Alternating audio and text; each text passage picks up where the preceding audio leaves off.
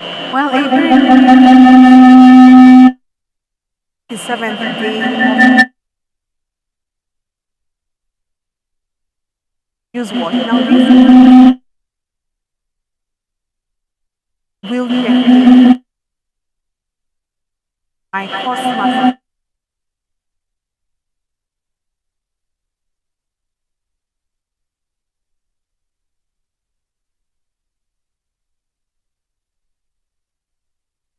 and communications person of Maendeleo ya Walemavu organization.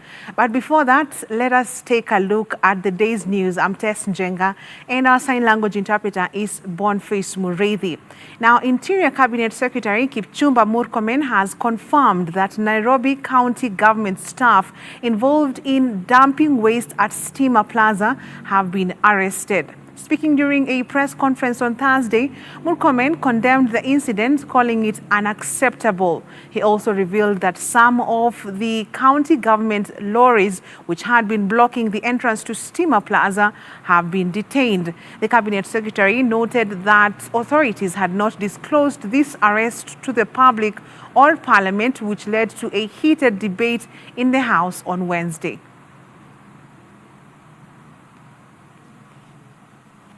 We actually condemn that behavior in the highest terms possible.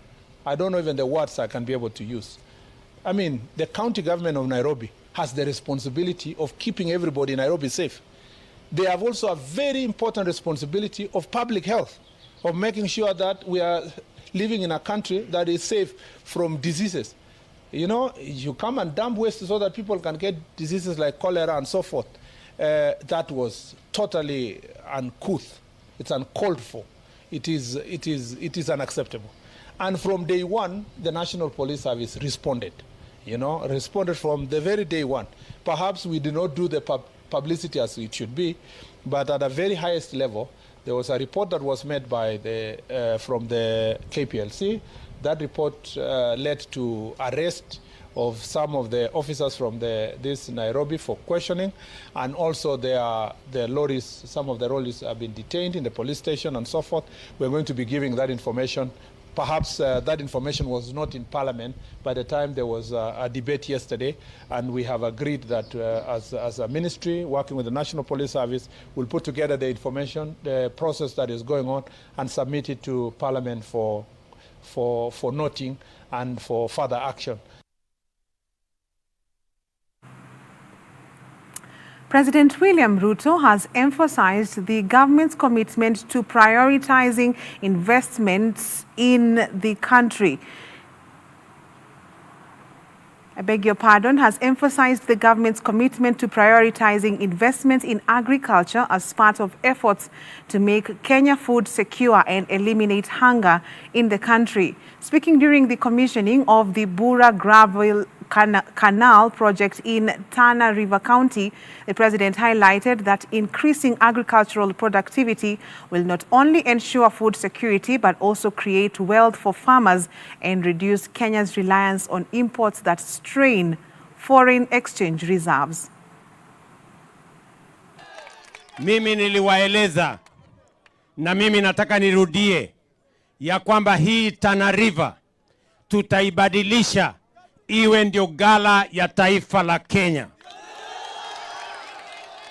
Kwa sababu hapa tuko na uwezo wa kuzalisha chakula ya kutosha Tana River, Pwani na Kenya. Nyinyi mnaweza kuchangia pakubwa kuhakikisha kwamba aibu ya njaa inaondoka katika taifa letu la Kenya. Tunaelewana? Mimi nilikuja pale Korakora. Tukafungua ile intake. Hii mradi yote karibu shilingi bilioni 3.5. Pale wakati nilikuja Korakora nikasema tunafungua ile intake. Na niliwaahidi munipatie mwaka mmoja. Hiyo intake tutaweka hii kanal mpaka ikuje iungane na hiyo kanal imetoka pale mahali tulikuwa na pump station. Sawa sawa?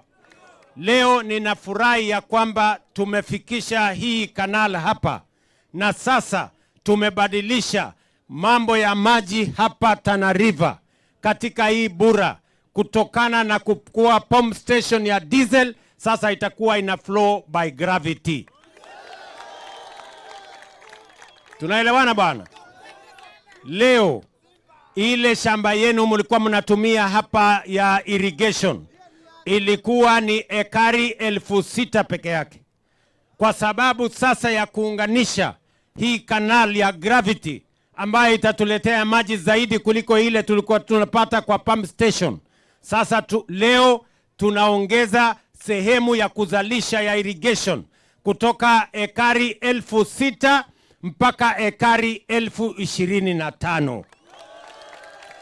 That is the transformation this canal is doing. Na mimi nataka niwaeleze hivi. 70% ya kanal hii imejengwa na pesa ya Kenya. Kwa sababu tunatambua umuhimu wa kilimo kama njia ya kuzalisha chakula na kuondoa njaa katika taifa letu la Kenya.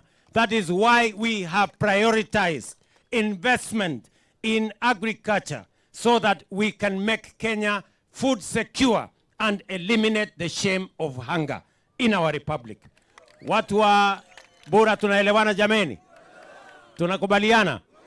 Na sababu hiyo hawa viongozi wenu nataka nikubaliane na wao ya kwamba lazima pawe na mabadiliko. Sasa kwa sababu maji inapitia gravity, atutumii tena pesa kufanya pumping station hapa chini. NARC Kenya party leader Martha Karua has officially rebranded her party to the People's Liberation Party. During the launch, Karua emphasized the importance of unity of purpose to ensure prosperity, urging elected leaders to focus on service delivery. She stated that the call for unity is the foundation of the liberation movement, adding that the rebrand was a sign of their commitment to reinforce that. For this country, because we owe it to the people of Kenya. Mimi ni mtu ya kusikiza ground, na nimesikiza across the country. And Kenyans are telling us, our leaders, please come up with a formula to send Kasogo home one way. So we as leaders cannot fail the people of Kenya. In order for Kenya, to Kenyans and every child to access quality health care, Ruto must go.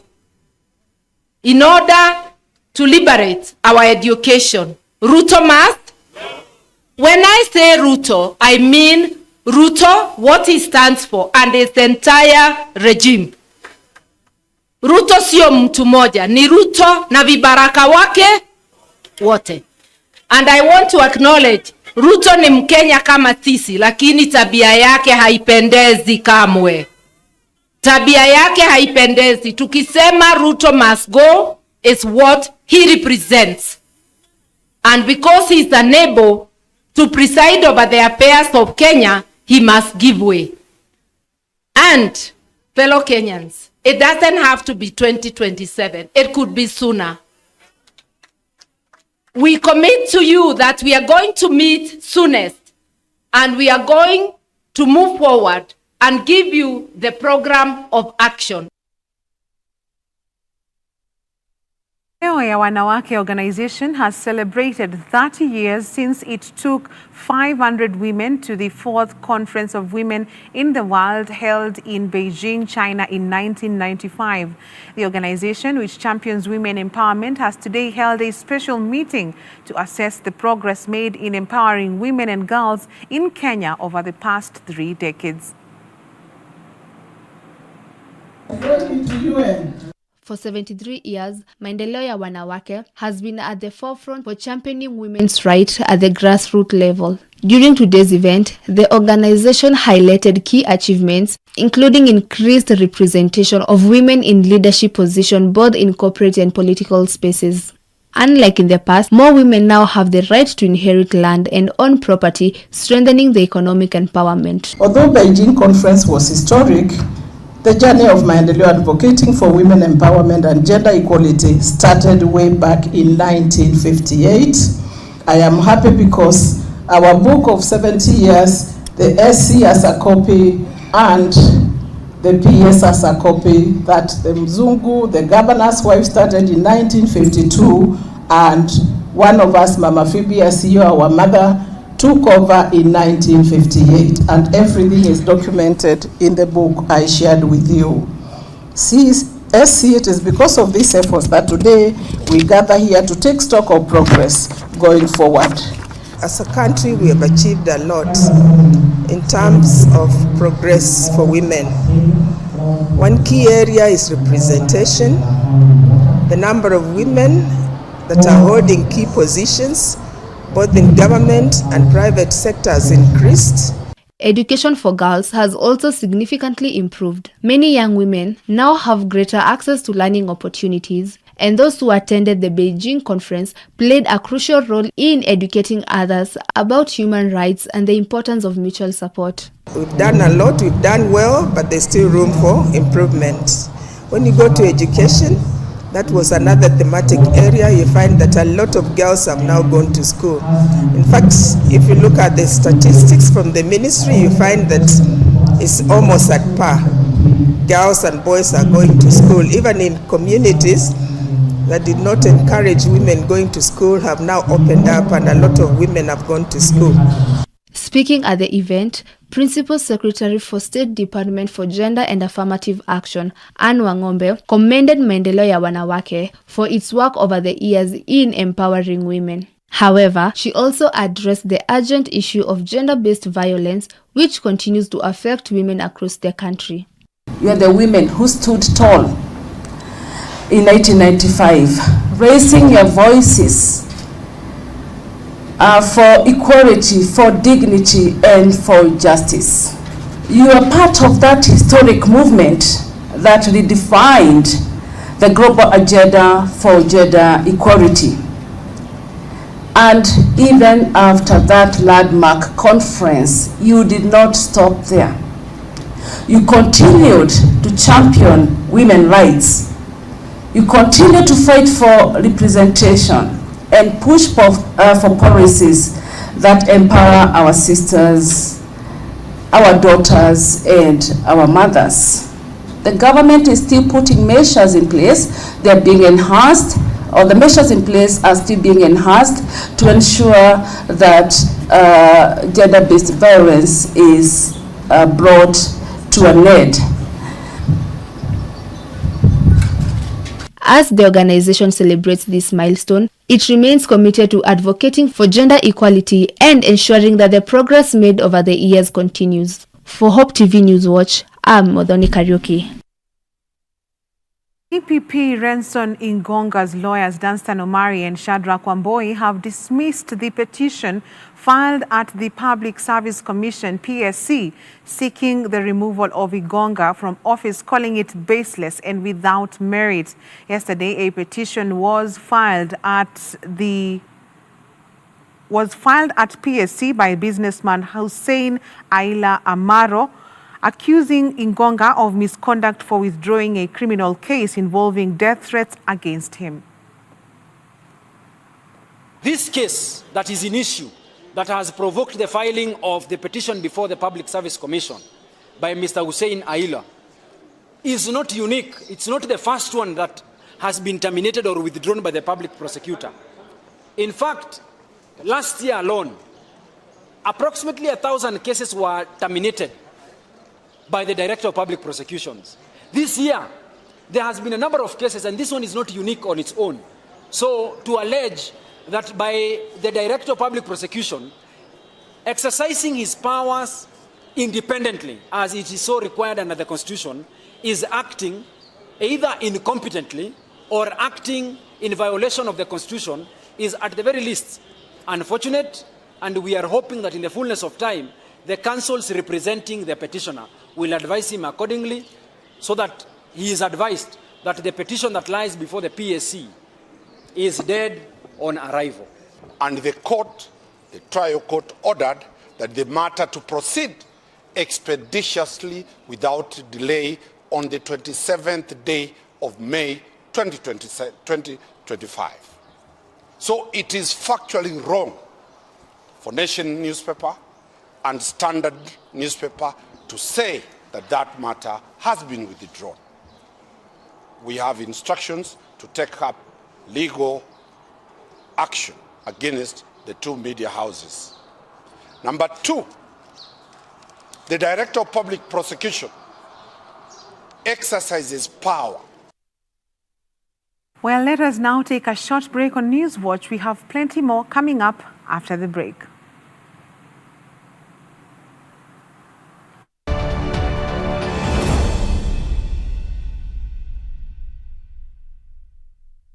Next week on Hope Devotion. There are things that come to others, they bring them down. But when it comes to your turn, you cannot go down because you are helped and you'll be helped. Join evangelist Cecilia Ngunjiri as she shares the word of God on the topic intimacy with the Holy Spirit. When your mind changes, then you can cooperate with God.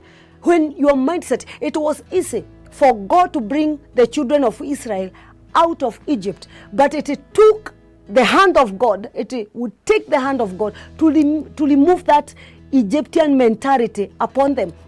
The end matters when it comes to destiny. How will I finish my destiny? Will I finish poor? Will I finish in immorality? Will I finish drunkard? Will I finish in this pain? Will I finish here? Start your day with hope every morning from 6 a.m. to 7 a.m. Hope TV, look and live.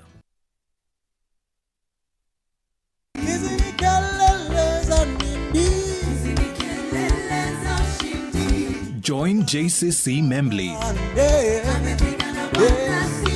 this Sunday for a moment of worship.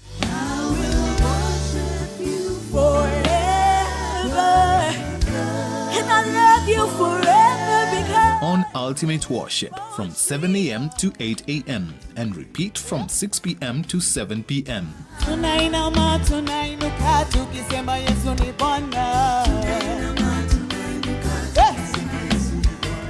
Hope TV, look and live.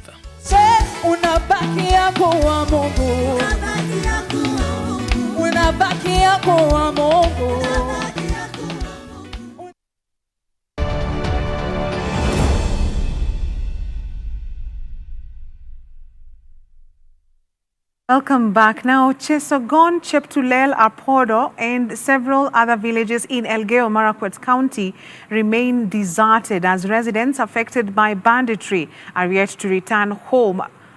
2 months, a promise made despite President William Ruto's promise that 2 months ago to reopen schools and provide support to those displaced by the violence.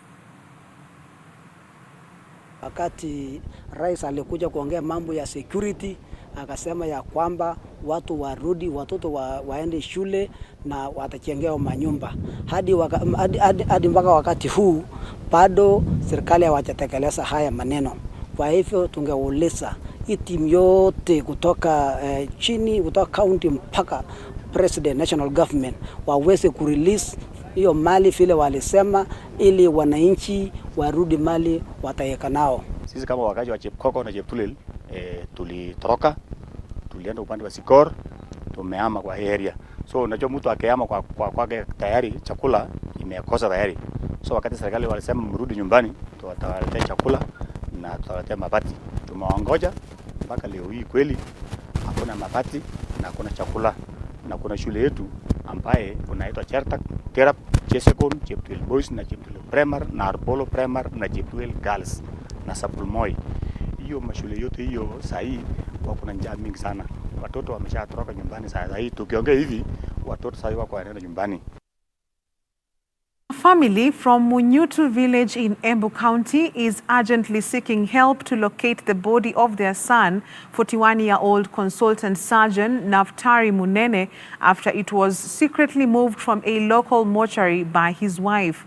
Munene, who worked at Kirinyaga Level 5 Hospital, reportedly died in a road accident in Subukia, Nakuru County on February 8th.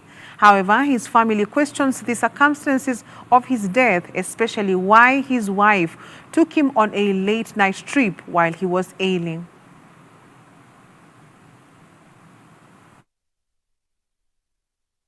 walienda na Nyahururu wakakuta ni ukweli daktari ametuacha. Wakati alisema anataka kubeba mwili kabla hujafanywa postmortem ndio kuja ufanywe postmortem Kakwegori, kulikuwa na mopu ya watu hapo walikataa. Siku chache baadaye ndio nikaondoka nikakimbia kwa scene of accident kujua ukweli wa mambo. Nilipofika kwa scene of accident niliona kama iko kitu hatuambiwi, na ndio nikaona ni afadhali nirudi nimwambie bibi yangu tufanye second postmortem ndio tujue ukweli uko wapi.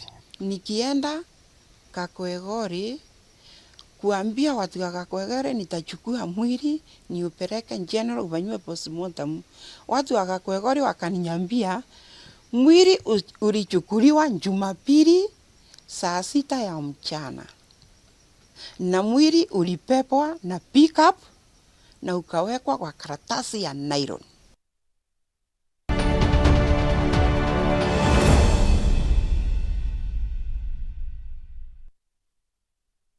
Savings and credit cooperatives or SACCOs are being encouraged to embrace digital solutions to enhance management and improve service delivery to their members. Addressing the media in Mombasa, Safaricom's Chief Enterprise Business Officer Cynthia Kropak highlighted the importance of digital transformation for SACCOs, urging them to adopt platforms like MySACCO, which allows for efficient management of a growing and diverse membership base.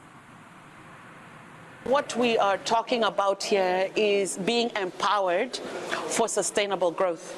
And sustainable growth for the SACCO is about an existential issue. The average SACCO member is over 40 years old.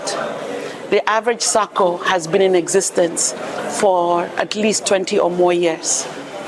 However, there are new players that are entering the market and have been entering the market. In the last 4 years or so, over 100 fintechs have been birthed right here in Kenya. And in that short time, have amassed the same asset base as SACCOs in aggregate. In that short time, they've overtaken them. Why? Because Kenya is young. Kenya is full of young people. And young people are looking for the solutions that meet their needs at the point in time in life and where they are. And even more importantly, they're on digital platforms. If the SACCO is not on a digital platform, you're not engaged where the population is. You don't have the right products and services. It is from this backdrop that we developed a solution called MySACCO. MySACCO is not an app. MySACCO is a platform. MySACCO is a platform that allows a SACCO to digitize not only how they engage their customers. So a customer can reach you on website, they can reach you on a mobile application on their smartphones. It is also a platform that allows them to digitize their back end, the solutions, the processes and systems that they're using to manage their operations. Watu, a pan-African asset finance company, has issued 2,000 logbooks to border riders in Malindi, Kilifi County. This is part of its nationwide initiative to distribute these 70,000 uncollected logbooks to customers who have completed their loan repayments. At the same time, Watu repaired mobile phones for customers under its Watu Simu program and installed repaired GPS trackers on motorcycles to curb theft and enhance security.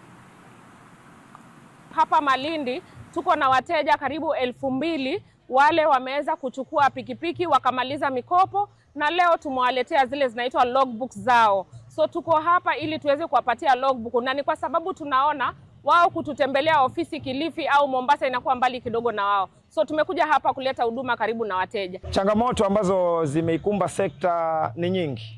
La kwanza ama changamoto kuu ni ukosefu wa driving licenses kwa riders.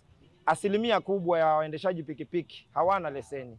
Kwa hivyo ni kitu kimoja ambacho kimefanya sekta inakuwa ngumu, Kukitokea la kutokea, sana sana mwanabodaboda huwa anapoteza, hususan katika ajali. Faida yetu sisi katika huu mkao wa leo ni kwamba tunataka tuhakikishiwe ya kwamba ule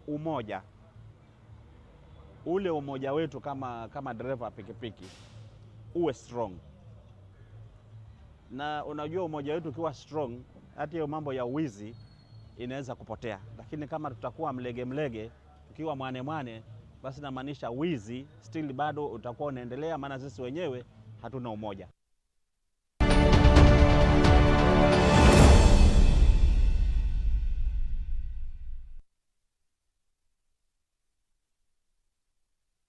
Sports news, the National Bank of Kenya, NBK, has announced a 1 million shilling sponsorship to support the Special Olympics team, which is in training ahead of the World Winter Games set to take place in Turin, Italy. NBK said the support will enable the team to remain focused on winning the games scheduled for the 7th of March to the 16th of March 2025.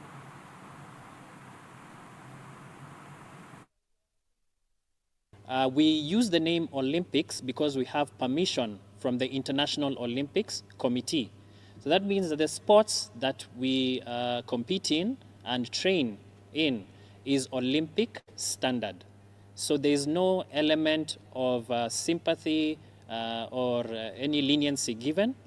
All rules from the International Olympics Committee are followed. Okay. We do have what is called divisioning, where we actually place athletes according to their abilities. So various athletes compete in their levels of ability. So that at least makes things a bit fairer. As we reaffirm our commitment to the community through sports. National Bank, as you know, we were formed many years back, about now 56 years old. And we are truly excited to be part of the Kenyan community in sporting, especially for that long. We have supported sports in one way or other through all the years. This occasion marks a significant milestone for National Bank of Kenya, Special Olympics Kenya, the national floorball team, and all the partners who have worked tirelessly to make this moment possible. I want to personally thank the Kenya Olympic. New Harambee Stars head coach Benny McCarthy is set to be officially unveiled on Monday, the 3rd of March 2025 at the KICC Pavilion in Nairobi. The much-anticipated event will take place at 1:45 p.m. East African time. McCarthy, who arrived in Nairobi on Thursday, will address the media and football fans alike, marking the beginning of his tenure with the Kenyan national football team. The South African football legend's appointment has generated excitement among fans as they look forward to his leadership in steering the team to greater success.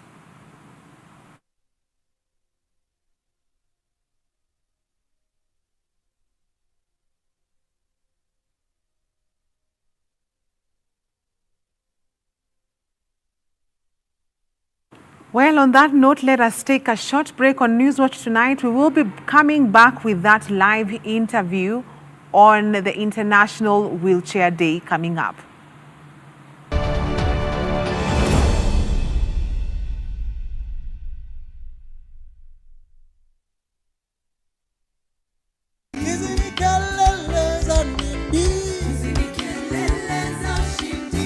Join JCC Membly this Sunday for a moment of worship.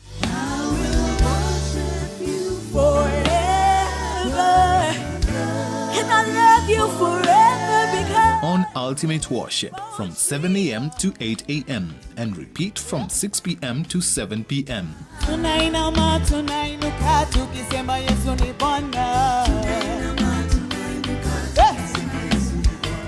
Hope TV, look and live.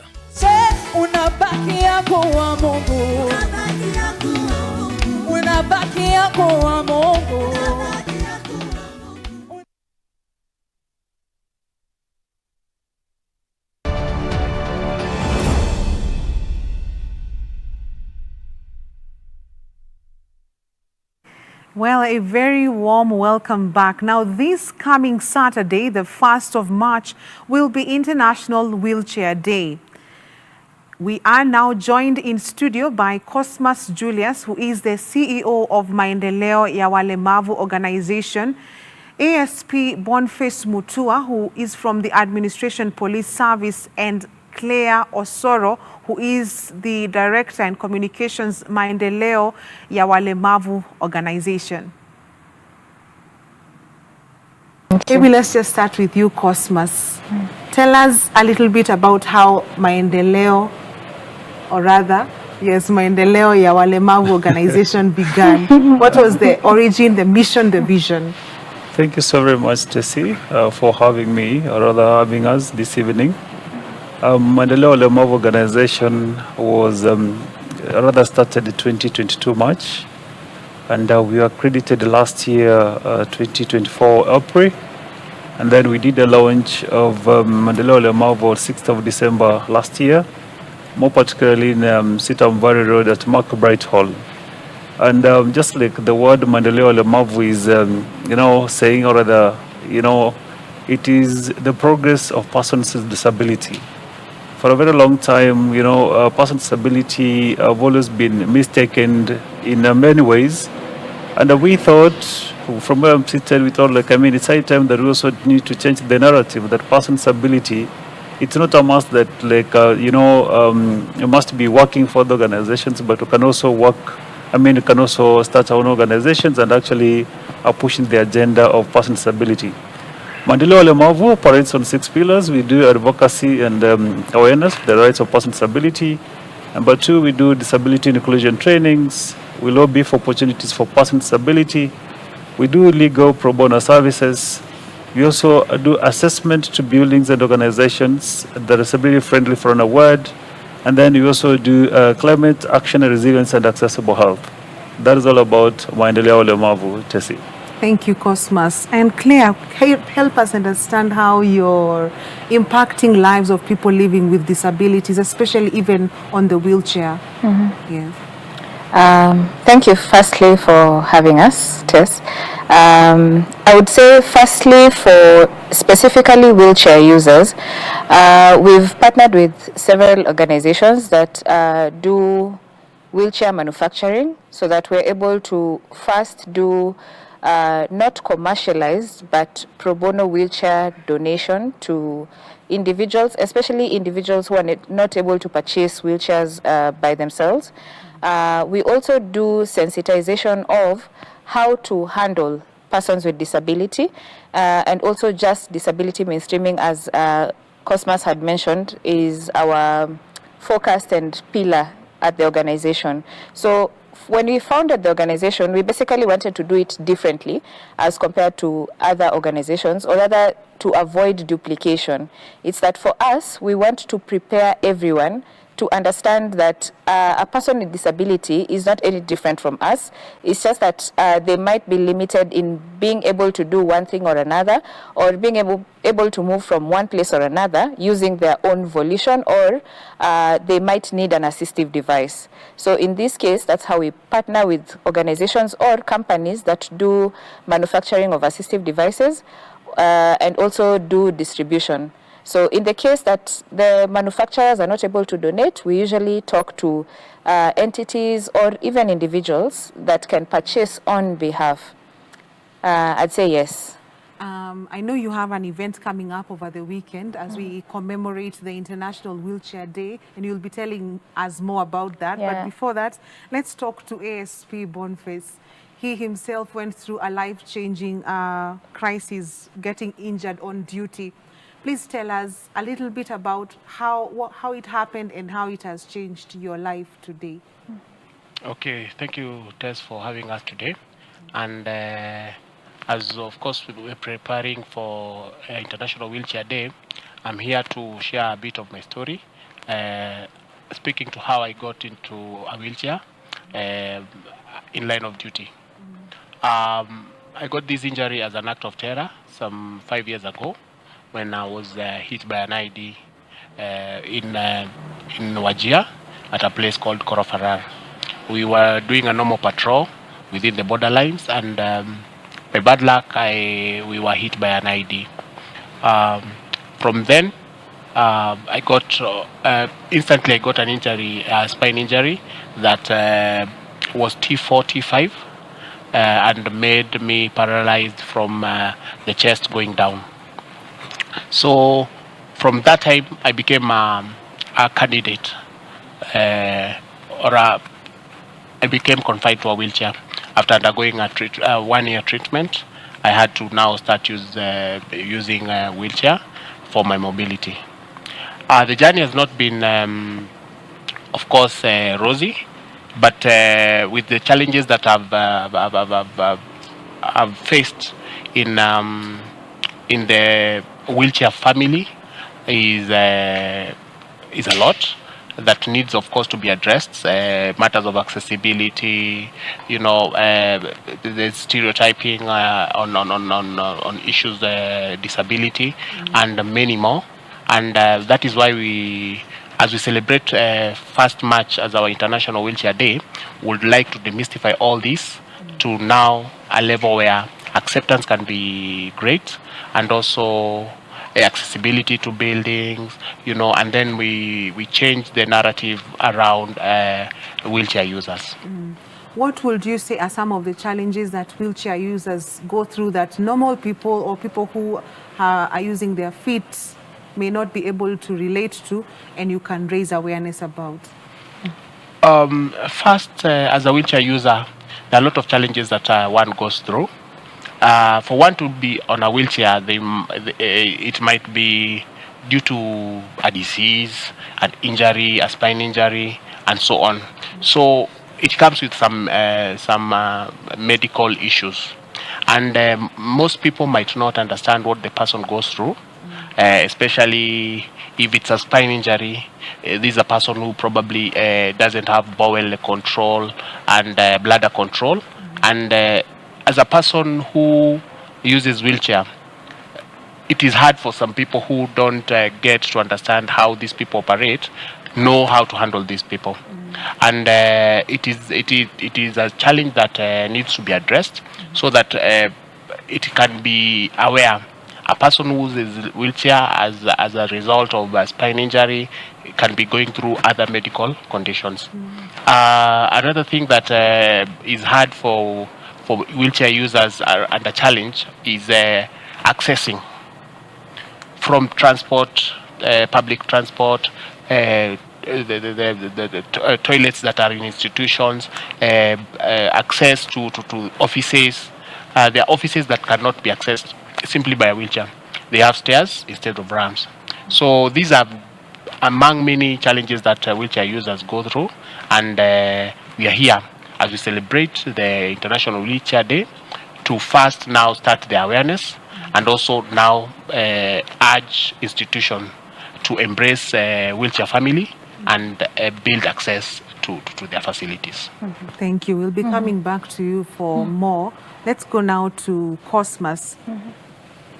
Someone will not even think that Cosmas is able differently by looking at you, but it is amazing that you are supporting those who are on wheelchairs, but yourself, you are blind. How would you tell Kenyans to support people who are living with disabilities, perhaps not just on the wheelchair, but generally, that we need to understand where you're coming from? Oh, thank you, Tessie. The grace of God is sufficient. Allow me to mention that, because, personally, I was not born blind. My disability is acquired through a road accident, which happened some years ago. And after going so many surgeries, to be very particular, 7 surgeries, actually none of them has given me the side. And when we talk about maendeleo ya ulemavu, it's basically we're trying to look all types of persons with disability. And after going through a lot in the world of disability, like in my life in darkness, I felt the world was not really after me, and it was not supporting me. And then I felt like, for a very long time, we've always had people saying like, we will support you, we will support you. persons with disability are encouraged to apply for job opportunities. When you apply, it's just dead on arrival. So many other things. Then I felt like, oh God, I need to be the voice to the voiceless. Now, take a case of my brother Boniface here. His disability is also acquired. Mine is also acquired. I want you, Tessie, to realize that there is a person who is born blind and a person who is just acquired blindness along the line. These are two different people because the one who was born blind, it's very easy for this person to just get to know his environment or our environment. But take a person who was born with sight, then somewhere along the line, then you lose your sight. There's a lot that happens around within you. There's an aspect of denial. There's an aspect of the society giving you the names. You used to be called Cosmos, but now you're called Kipofu. You used to be called Boniface, you're called Kiwete. So it goes along with so many things. So when I sat down with my colleagues, we sat down. Which name can we give the organization and do something different so that at least it could accommodate every individual? There's so many organizations, of course, working for person with disability. There's so many organizations that are representing person with disability. But really, when you go critically and rather look at it creatively, what they're doing, there's a very big mismatch. So when I felt like, let's just have a conversation along all persons with disability, all cadres. We came up with the word, we came up with the Maendeleo Walemavu. And I thank God that we got an entry to the National Police Service. Tessie, I can tell you, our brothers and sisters in the National Police Service, those who acquired disability, there's so many with the different types of disability. For instance, we've got like visually impaired people, we've got deaf, we've got amputees, wheelchairs. So you realize these are people at one point when they were being recruited for employment, one qualification, which was the number one, is like you must be physically fit. But now we don't talk about like in the event that you get disability along your line of duty, what will happen? Which many people, many organizations have not really embraced that a person can get disability along, a line of duty. So what will happen?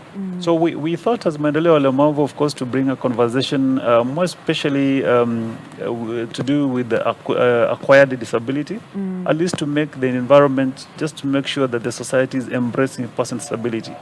So that's where we are. And do you think that there is progress in terms of inclusion, awareness of people who are living with disabilities in the country? I can say yes, out of 10, I can give, in terms of awareness, because that's pillar number one. Allow me say we have, it's 5. But again, you see, people have again choose not to be intentional. People have chosen not to have a goodwill towards the person's disability. Because I can tell you, Tessie, our country, Kenya, has got very good registrations in terms to do person's disability. But we are not ready to embrace them or to implement them. So it's year in, out, we go for reviews, we go for, like for example, a very good example, the Constitution says that every organization, be it the government or private, is supposed to give a person with disability at least 5% of employees, But if I ask you a question, a very humble question, that is, where you work, what is the percentage of person with disability working with you? You have the answer. So you get it. I don't mean that you guys are not doing it. Perhaps it's because you've not reached out these people. Perhaps it's not known, like, if you want to maybe perhaps to employ person with disability, what is the criteria? Which organization is going to help us to get these people? Because I can tell you, person with disability, so many of them, they're educated, but they've not got an opportunity to work. So the level of awareness, I can say 5 out of 10. But again, something needs to be done. By now, Kenya, with all the exposure that we have, with all the, people of goodwill that we have around, we should be about 8% by now, out of 10 years. Yeah. Thank you so much. Claire, help us understand, now that you work with a lot of people who are living with disabilities, what kind of support are they looking for from Kenyans, and what would you tell a Kenyan out there who is well in terms of the normal that human beings know, as you are, what we can be able to do to support those ones who are not? Firstly, I'd say the essence of teaching ourselves. Say, for example, if I'm to walk with Cosmas from here to CBD, just a stroll, by the time we get to the central business district, we'll be mad to, I don't know, the extreme level of plus 12, because even the awareness of seeing someone with a white cane is not there. You'll keep bumping into him, you'll keep, oops, sorry. If I leave Cosmas here and he's not with his white cane, another example, yesterday we were leaving a meeting and a motorbike guy passed him and crashed his white cane. So at that point, if he was independently walking alone, he'd be stranded, smack in the middle of town. Yeah? So in that case, if someone next to him is aware of what needs to be done, where to walk him to, where he could get assistance for a supplementary white cane, or even just a good Samaritan to be able to maybe like get him from point A to B, like maybe just a step up. The second thing is PWDs do not want you to feel sorry for them. They're people like any other. It can happen to you. You've noticed, like from the conversation today, we're sitting with people who acquired their disability. That's right. They weren't born with it. And actually even myself, by the time I got to the space of wanting to set up an organization that speaks specifically to the PWD conversation, it's that a best friend of mine got her disability through medical malpractice. And it was at the point where she was actually going to deliver a child. So you can picture the gift of life has given you a reason to now be inclined to a wheelchair for life. You can picture the situation of ASP Mutua, who, committing his life to service for the country, has gotten him to a wheelchair. So number 3, mental health support. So there's organizations out here that are saying, oh, we do mental health awareness, oh, we do counseling, etc. Why would you then not commit a certain percentage of your money or a certain percentage of your hours per week and actually commit to giving those hours to give therapy services to people with disability, or even specifically now carve a niche to the National Police Service. Say, we'll be coming to your offices every Friday, every Tuesday, and offer 10 hours a week or offer even 2 hours a week. You might be able to even change someone's life, change a life-changing decision by just sitting with them. Number 4, they need empowerment, not donations, not charity. Because you take care packages to them, and by the way, it's good. But then you leave them, 5 days later, they still need the care packages. Why not teach them a skill? Okay, you teach them skills and then leave them with the skills. Where do they take them? Why not merge them with organizations? Go to an organization, find a collaboration and share that there's this people with disability that you have trained on beauty. You would want to propose that they be employed there and just do nails. For example, if it's a wheelchair user, they can sit, you put a table on the a table over them, and they give nail care services. We have people who've been trained by foundations and they have the skill, but they don't know anywhere else to go. As Cosmas had mentioned, when these organizations do public notices that they are hiring, there's usually that requirement. They ask you, are you a PWD? You tick yes. Would you need any other assistance? You tick yes. If yes, what assistance would you need? And then you start listing. So they calculate how much money would that be. They total it and they confirm, if I was to hire an abled person vis-a-vis if I was to hire Claire, who is a cerebral palsy person, how much would I have to pay her or facilitate her to come from home to work every other day of the year? And she's under my organization. So they picture that and they opt, I'd rather go for the abled person and take maybe like 5 of them. That's an equivalent. You see, so we have deprived ourselves of the essence of service. Service, the total essence of service is when you serve or assist someone who cannot be able to come back and tell you thank you. When you serve someone who might be able to replicate that service to 10, 50 other people who might never even know where this skill or where this resource ever came from. But what we do is we want to support on camera. Off camera, our people are still struggling. So I would say, for me, if I was asked what do they need, it's inclusivity and sustainable solutions towards persons with disability conversations. But above everything else, it's a challenge to everyone. Educate yourself. What does it take to coexist with a person with disability in my workspace, in my office, in my home, in church? Have you ever asked yourselves, how do people with disability in church come? How do they live in their homes? How do they facilitate themselves to come to the office, etc.? You see? So I guess, one, the self-retrospect, and then now put in place your CSR activities on a personal level, on a company level, on a national level, and then not see persons with disability as charity cases, but as humans first. Well said. I understand that this Saturday you have chosen to celebrate or commemorate the International Wheelchair Day with the National Police Service. Yes. Perhaps give us your motivation on the same and your expectations for the day. Thank you. Saturday's International Wheelchair Day is special to us because, in retrospect, which I just challenge people to do, the police servicemen and women are our wives, they are our sisters, they are our husbands, they are our fathers, they are humans as well.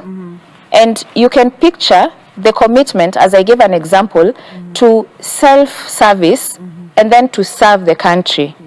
And then that you had to be physically fit to join the service, and then in the service you acquire disability.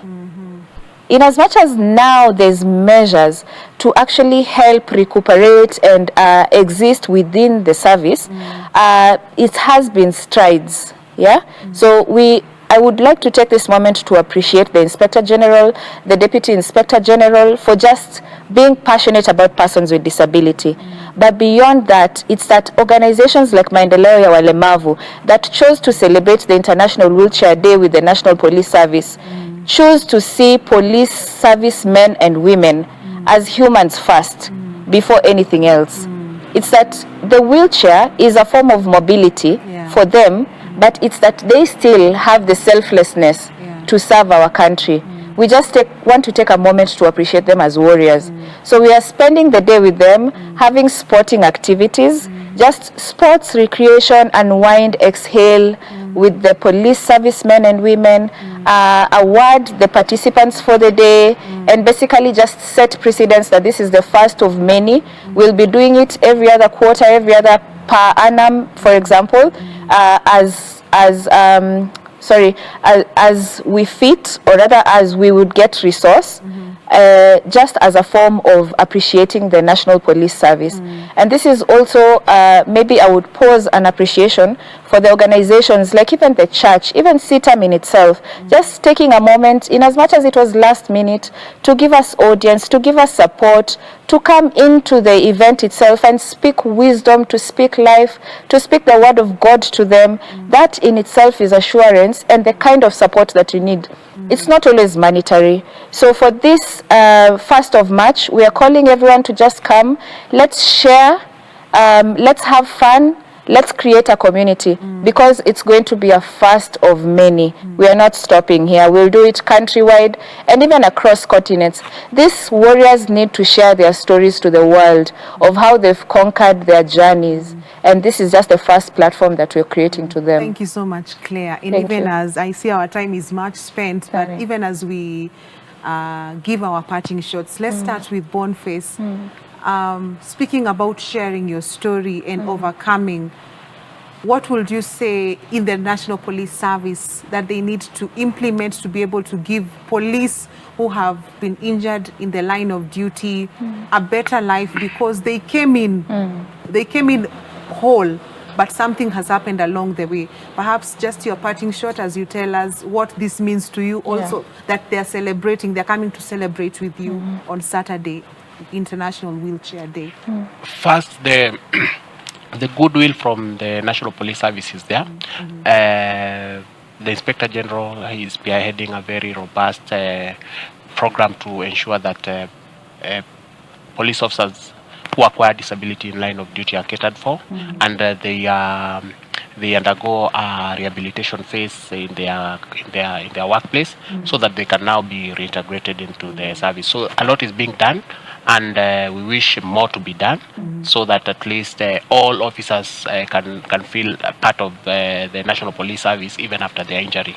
So for the purposes of the first event, we will be there to do sporting activities, to excel, as Claire says, so that at least we build a society where first we are viewed as human, and also now work with the community to ensure that they understand that we are also human like them, and we get injury just like any other person. It's only that we have gotten our injury in line of duty, protecting probably this country.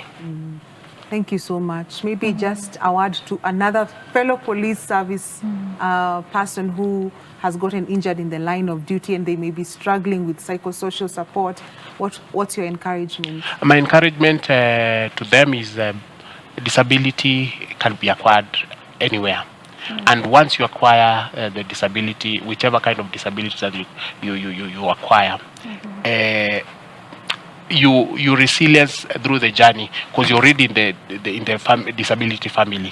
You have no other option but to accept first yourself, seek psychosocial support from different institutions, so that first you process probably the trauma and all that you've gone through in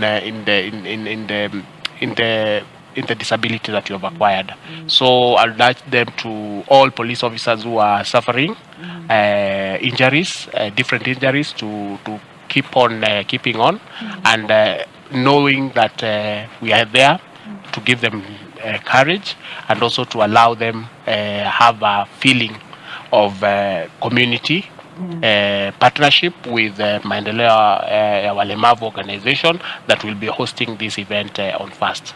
Thank you so much. Cosmas, even as you give us your parting shot, what are your thoughts on supporting people living with disabilities? Well, thank you so much, Tessie. I'll say that point number one, let us just embrace personal disability within the community, the church, working place, everywhere. Then number two, our doors are open for support for this event, and looking forward, because we realize there's a lot of need in the National Police Service, rather than in the service. That I mean, Maendeleo Walemavu itself cannot work alone. We need so many stakeholders to come on board, because really the need is big. Rather, there is a lot of support that need to be offered to our brothers and sisters in the service, so that we also give them a smile. Just like my sister Claire mentioned, we want at least the society to look at policemen, not just like the work is shoot and kill. All of these are abductors, as just they've been nicknamed of late. We want us to have a society that, can we come together? You are a civilian, he's a uniformed guy. Can we have a conversation? Can we talk? So that, doing that actually is one way of exhaling what is going through, because it's very hard, I can tell you, from the service, because of the protocol and the hierarchy. You cannot just walk to any other office, just go and ask, like, my boss, Mazee leo kichwa, no. They'll always, if they get somebody who is very friendly and accommodative, they'll always have that moment of like, oh my goodness, I think I'm better than I got here. So therefore, we are inviting every stakeholder, the church. We thank so much CITAM for even coming and supporting us over this, and looking forward for so many stakeholders within our church, CITAM. We are blessed with the great men and women of God. Karibuni sana, even going just to spread the word of God. And it's my prayer, as even walk in step with the Spirit, can we embrace our personal disability as people who deserve dignity in the society. And lastly, I don't mind to mention this. Tessie, I'll wish every wheelchair user, International Wheelchair Day that is fruitful, because we're looking forward to see, I mean, how can a wheelchair make their life better in terms of mobility and even, doing their day-to-day activities. Then lastly, Romans 5:1-5, that's a special dedication to everybody who is watching us, everybody who is listening to us. Kindly, if you really mean well to person with disability, kindly may that verse speak to you.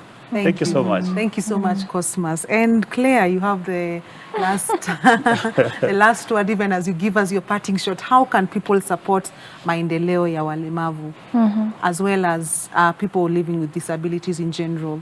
Yeah. Yeah. Thank you, Tessie. Thank you to the entire Hope TV family for just having us to share with you today. I would say that the details will be shared on the platforms.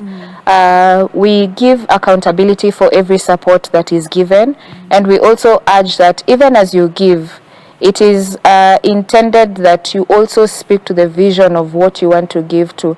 If you're passionate about speaking, if you're passionate about manufacturing, that's where we take the support towards. So we speak also into our donors' vision. So we are open. Our maendeleo ya walemavu platforms, LinkedIn, Facebook, Instagram. Share with us. I believe we'll be able to also share our bank details for the sake of, I can't mention the whole of it, or if I'll be allowed to. Yes, so thank you very much. How you can support the PWD community, and by the way, as a disclaimer, it's persons with disability, not persons living with disability. This is basically that we start with our neighbors. We start with our friends, we start with our family, we start with our working spaces. Start from where you are. You don't need as much financing. You don't need to be associated with an organization or a church to do good. Do good on and off camera. Well said, Claire Osoro, who is the Director, Communications and Partnership, Maendeleo ya Walemavu Organization. And thank you so much, Cosmas Julius. You are the CEO of Maendeleo ya Walemavu Organization. And of course, Assistant Superintendent Boniface Mutua from the Administration Police Service. And indeed, we do wish each and every wheelchair user a happy International Wheelchair Day. And the encouragement has been said, just as Boniface has shown as a living example, that it is possible that life continues despite some life-changing challenges that may come our way in life. And that is where we conclude our conversation tonight. Thank you for watching. Have a good night.